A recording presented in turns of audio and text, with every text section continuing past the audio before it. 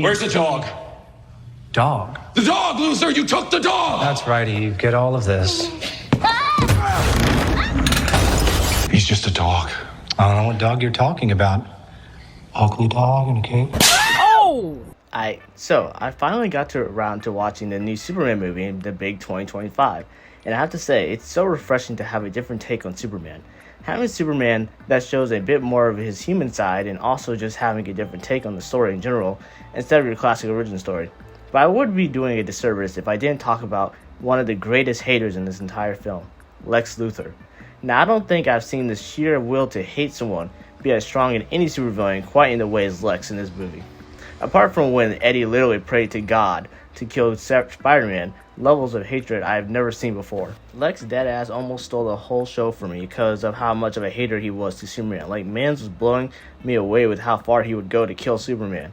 I think we could learn from Lex in this film. Let's take a closer look at Lex's hating ways and see how deep he goes with it. So the film starts 3 years later after, the cliche origin story of Superman. So we can skip all the, his parents sending him there, he's a baby Superman, he learns his powers, yada yada yada. So we're here now, and Superman is a well-known being on Earth now.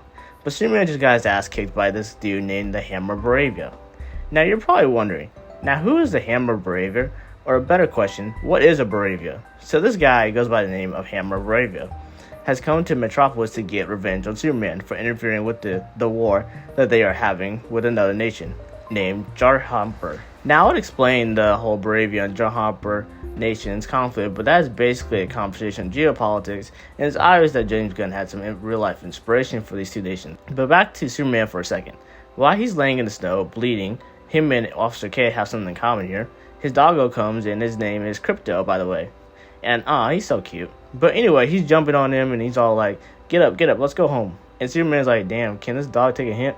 But Crypto don't care, so he drags Superman with his superhuman, no, that doesn't work, super canine strength, there you go, and drags him over to the Fortress of Solitude. So he rests and listens to his parents' message from Krypton as usual. Then after he flies back to Metropolis hoping to do better with his second round against the Hammer Bravia. Anyway, the Hammer, I'm just going to call him the Hammer since Hammer Bravia is a mouthful, but Hammer destroys an office building with people in it, and of course, in classic fashion, Superman comes to help.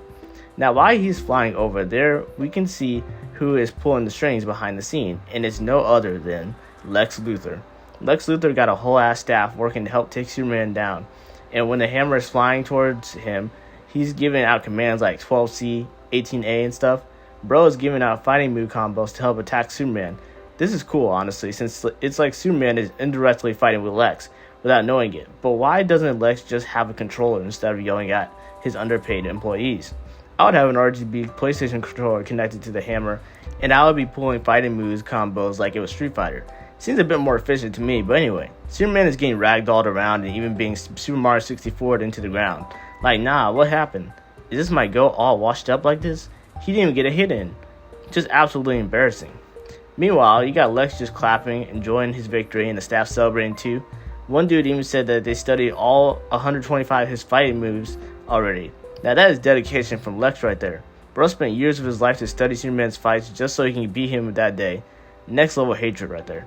Now while Superman was distracted, one of Lex's minions, the engineer, was able to find his base while Superman was healing there.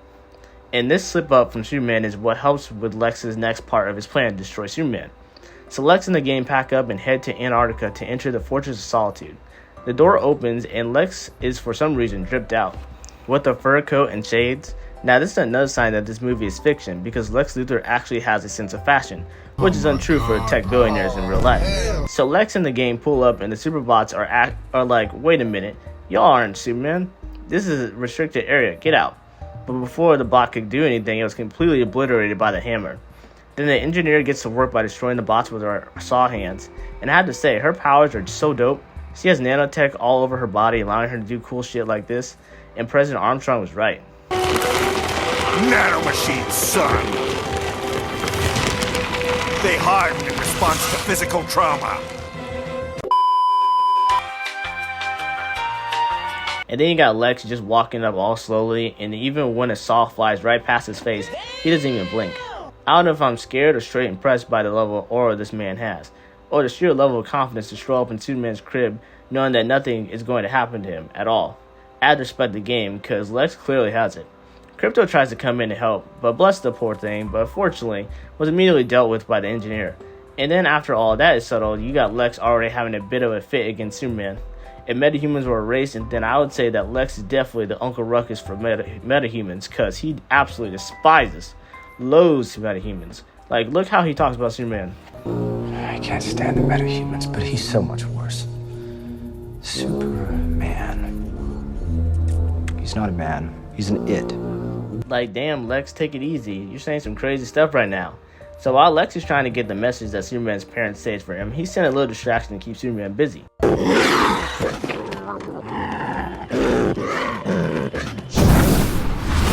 Well, I did say a little distraction, didn't I?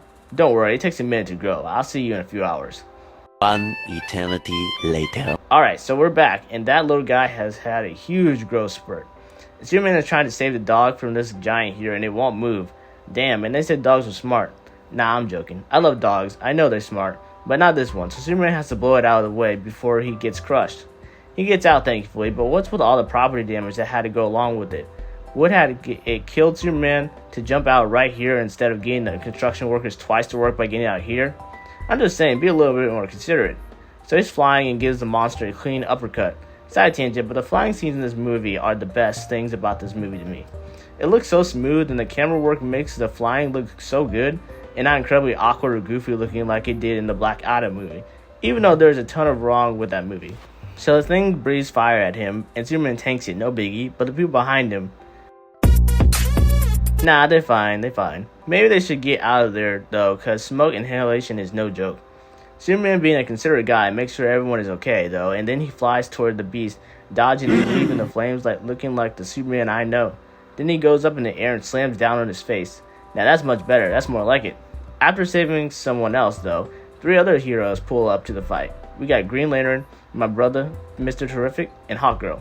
So Hawkgirl and Green Lantern are handling it, and Mr. Terrific is all like, dog, why are you killing the thing? And Superman says something along the lines of, I want to take it somewhere safe and study it. Oh my god, bro. Oh, hell no, man. What the fuck? Like, what are you talking about, bro? You have this giant ass kaiju trying to kill anything that it sees, and your focus is to put it somewhere to study it? Please, Superman, don't be like those dumbasses in horror movies who see the monster and they're all like, nah guys, we have to study it. Like, man. Shut your bitch ass up. So Green Lantern and Hawkgirl are starting hitting it in the eye. By the way, that eye poker that Green Lantern has is just straight nightmare fuel. Like, ugh. Mr. Terrific is living it up to his name by having the genius idea to put his bots inside the monster's body, blowing it up by the inside and killing it. So while all that was happening, Lex is on live TV with the news, and he's all like, yeah, we translated this message from Superman's parents, and this is what they got to say.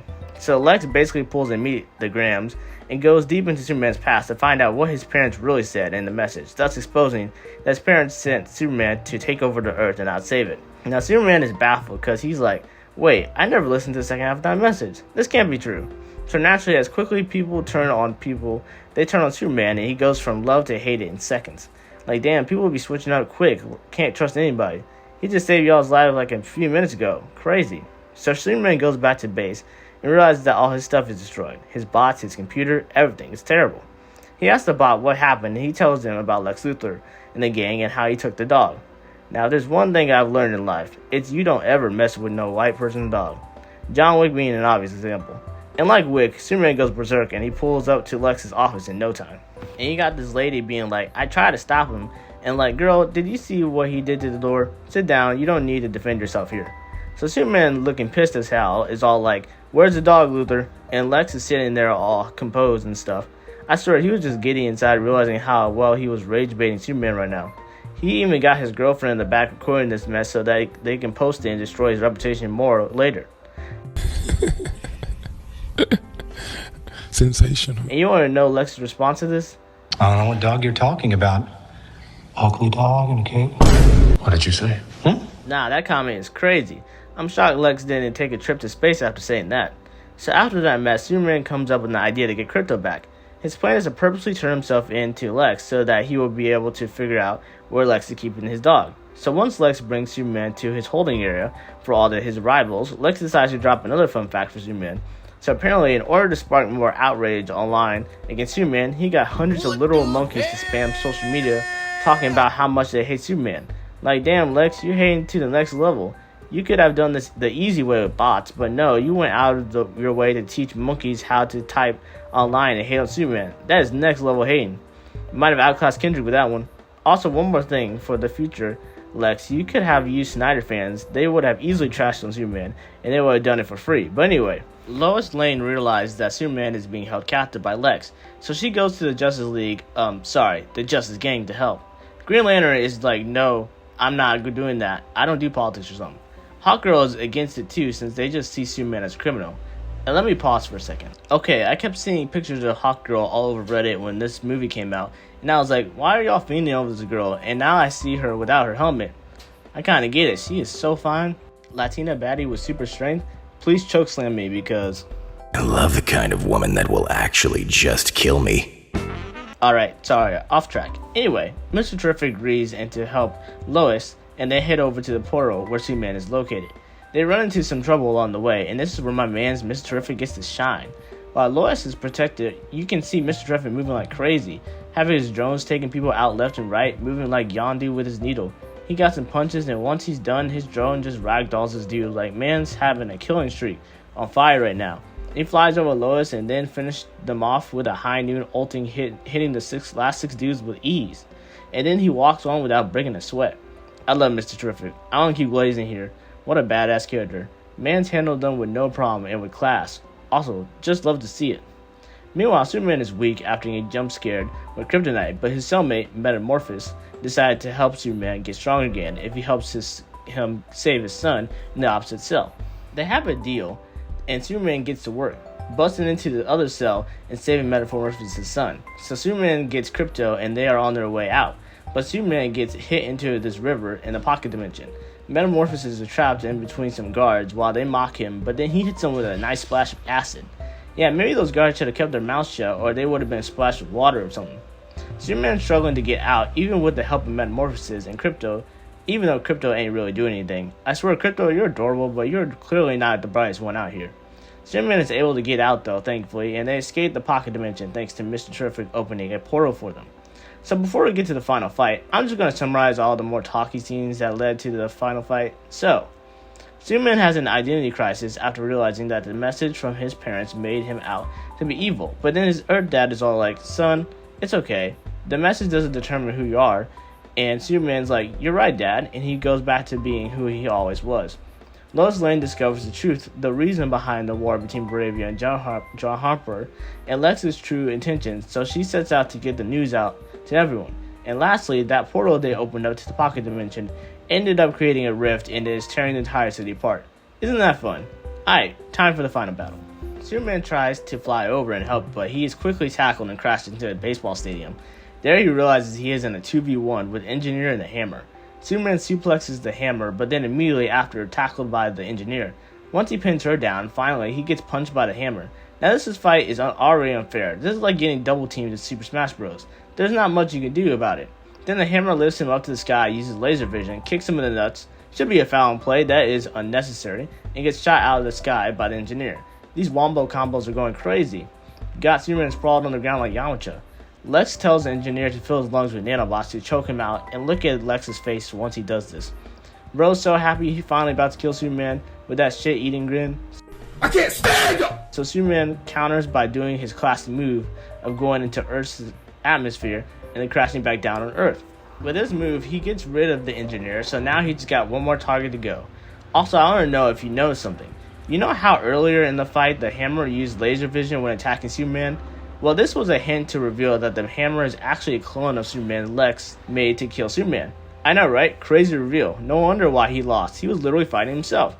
So the clone Sup throws him to the ground, and Lex goes on his hating rant again about Superman. He's all like, my sole hatred and envy of you is what is going to save humanity.